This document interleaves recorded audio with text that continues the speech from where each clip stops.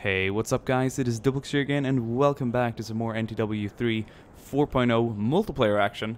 This is actually my first ever multiplayer video of any Total War game, I believe. No, actually, I've put up a couple of me fighting Lionheart. That's also on Napoleon Total War, but now we are in Napoleonic Total War 4.0. Napoleonic Total War 3 4.0. There's a lot of numbers going on. Anyway, that aside, guys, we are here, and what you're watching is basically just my first replay video, commentary replay video, or whatever you want to call them.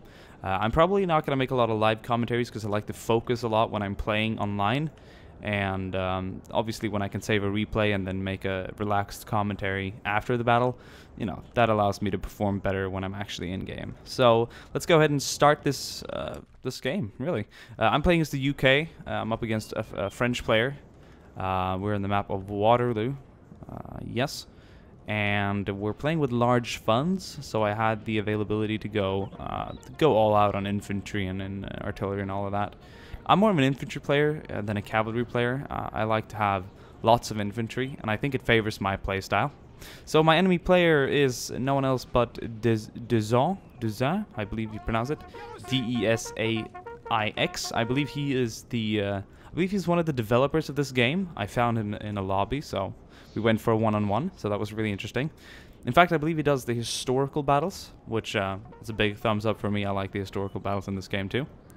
And as he comes up with his units, we're going to see more of them, seeing as there is a field of view that adds to the competitiveness and realism of this game. We're not going to be able to see his units straight away. But I'll talk about my composition and what I like to play with. Over here on my right flank, I have a, well, like a Highlander brigade. A Highland brigade, rather said. The 92nd, 42nd, and 79th. The 42nd and 92nd being the better two regiments of the three. In my center, I'm just going to go with 5 units of foot. They're the 3 chevroned infantry that you can select. I'm not going with any 2nd battalions today. I usually do when we have like medium funds. But when you have large funds, you can really just aim to get better units. Over here in the left center, we have the light foot. The UK is a very good shooting faction. All these factions in NTW3 have different specialities. Russia being pretty good at melee, so is France, but the UK really excels at shooting, so to not have Lightfoot would be a big mistake. That's also why I'm quite infantry heavy when I do play as the UK. And over on my far left here, we have my my guards section. The 1st, 2nd, and 3rd guards. That is right. A little fun historical fact here. The 1st Foot Guards weren't actually named Grenadier Guards until after the Battle of Waterloo. Apparently, the commanders, or the British, thought that the 1st Foot Guards had defeated the Old Guard, which they hadn't. It was actually like the Middle or Young Guard that they fought, but they were given the name Grenadier Guards after that, although it's a little based on false information.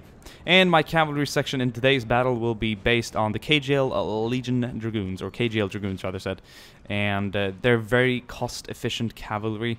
Definitely one of the better units here on the UK side. My artillery section will be pretty much composed of 2 horse artillery pieces here. We've got a 9-pounder and 6-pounder batteries.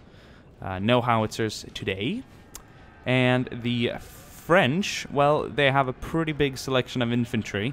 They have some cavalry, mainly hussars. I haven't actually seen any heavier cavalry. And here's, of course, 60 Regiment de Chevaux Légers Lanciers. So they're lancers right here. Good-looking infantry, or good-looking cavalry with infantry. Here's the old guard, artillery. I believe they got howitzers. They do indeed.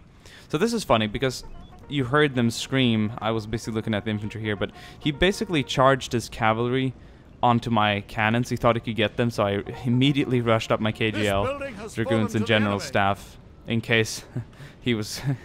I don't know what he was thinking. I mean, seriously, though.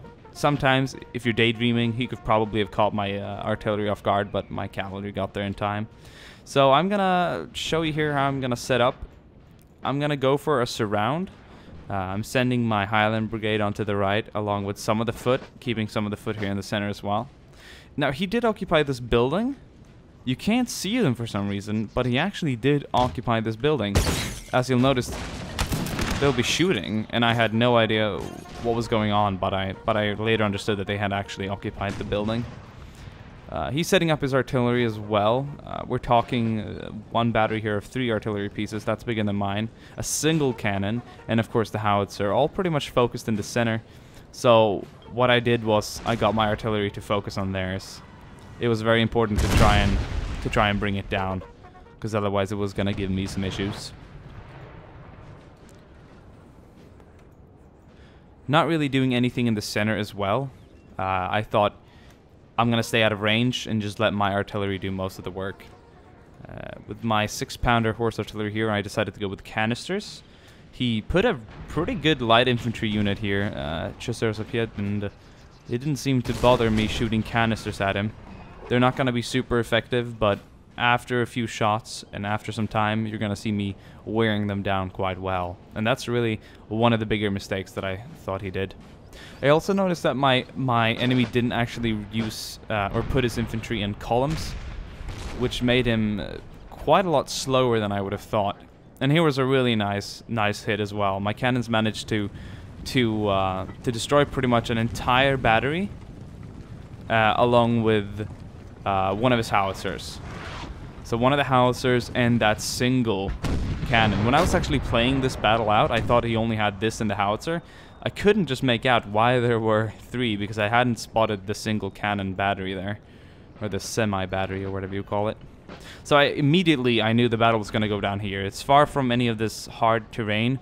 It's in the open, and I knew that if I put my foot up here, I'm going to be in a pretty tricky situation, because overall his infantry is actually a lot better.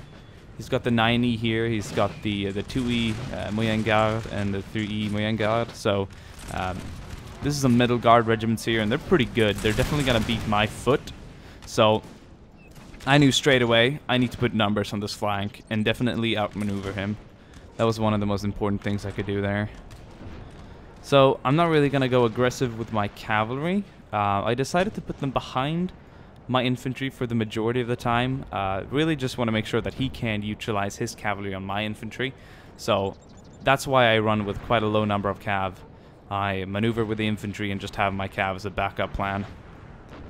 I think I had a pretty good position for my artillery here. He can't really hit it. There's like a small hill in front of him, and my cannons can just overshoot it, so that was a pretty good position. So yeah, the fire is pretty much raging down right here. This guy, I'm not exactly sure why, but you know what I'm talking about now. The canisters and the shooting from 2 regiments on this guy's flank. I mean, that's not pretty. These Chasseurs of Pied are losing a lot of men, and quickly. Got his infantry lined up here now. I think he's pretty much ready to get into a firefight. Got my Highlanders running, get in position. I thought I was going to get a little better position on him, but one of the mistakes I made here was probably just putting too many troops in the center. And especially since this is my light foot, I didn't actually pay attention to that. If I would have had my light foot on this flank, I would have done way better in shooting. Besides, I could have probably surrounded him even more. So I noticed he was bringing his cavalry onto my flank, so I was like, well, we better get going. Because truth is, if he's going to force me into squares every single time, he's going to move his infantry up and he's going to shoot my squares to bits and pieces. And that's nothing that I'm going to allow. Over on the left flank, slowly maneuvering there. He also sent another middle guard regiment into the house here. Something I noticed as well, so I wasn't going to be able to go super aggressive. I could have probably stormed it and taken it quite easily with my foot guard units, but it's nothing I wanted to risk. I wanted to stay steady in the center on the left and just do all my action on the right. So here's really where everything is going down. I actually got a little worried now. 2 cavalry regiments heading onto my far right flank. If they can get behind me, it's going to be an issue, so I was like, Cav, you better start rushing it. And as far as my general goes, if you don't have a general up by a Cav fight, that can mean a lot, because he's gonna provide a lot of morale to the Cav unit that you have in the area. So it's very important that you keep your general up in ties with the cavalry. But I was also pretty confident that my KGL dragoons would actually outfight or out combat his hussars. They're pretty damn powerful. Alright, he's going in for a charge. Way too early, though, because the trumpets and shouting alerted me ahead of time. Even if I was focused somewhere else, I heard it, and I knew where to focus. Form square. You don't have to actually be in the full square formation. You just need to actually hit the button right before the cavalry charges. The squares have been nerfed a bit. But that was pretty nice. This guy, I don't know what he was thinking, but he decided to go full in. Maybe he thought he could break me. But then there's no way the 92nd is going to break from 2 Hussar regiments. Or, well, actually, 1 Hussar and 1 Lancer regiment. And here comes my KJL to just... Oh, they're chilling. I knew they weren't really having to rush anything here. Shooting is quite intense here in the center. I got a little upset when I realized they had more cavalry on the left, on my left. Right, so I decided it was time to utilize my light infantry and move my cannons up.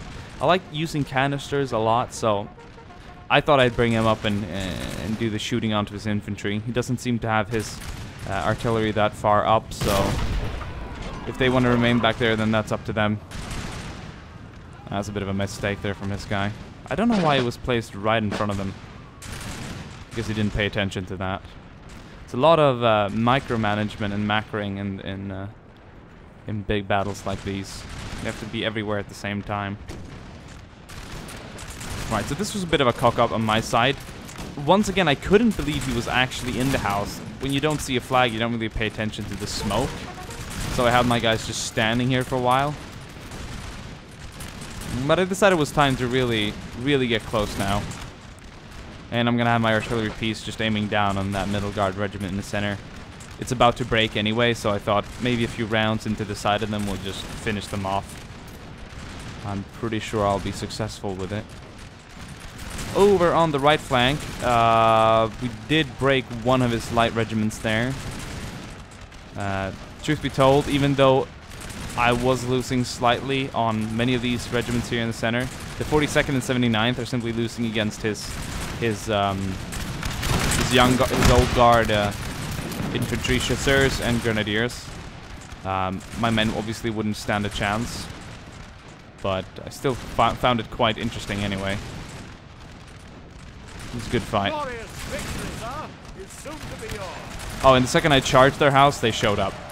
I was like, right, they're actually in there, because I was wondering where the regiment went. That was a fight I knew I couldn't win, so I pulled out before it was too late. And over here, my KGL Dragoons broke the remainers of those 2 cav regiments. I'm pretty certain they're not going to come back anymore, so I'm going to send this guy up to the center, along with my other KGL Dragoon regiment that hasn't really been doing anything. Because if I can get around their back and eliminating all of their cavalry, then I'm going to be in heaven for quite a long time. He got his infantry sorted out as well now. I think I was really putting a lot of pressure on this guy. Poor fella.